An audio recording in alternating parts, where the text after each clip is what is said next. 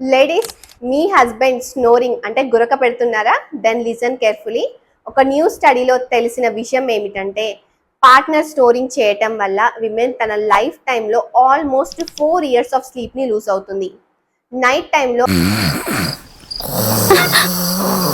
Background music వల్ల brain proper deep స్లీప్కి వెళ్ళదు.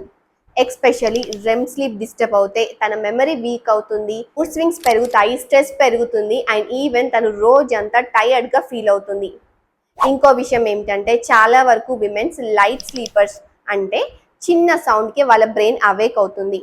So ladies, ఒకవేళ మీరు రీజన్ లేకుండా మీకు బాగా ఇరిటేషన్, మూడ్ స్వింగ్స్ అండ్ టైర్డ్గా అనిపిస్తే మేబీ ప్రాబ్లం మీ స్లీప్లో ఉండొచ్చు, మీలో కాదు.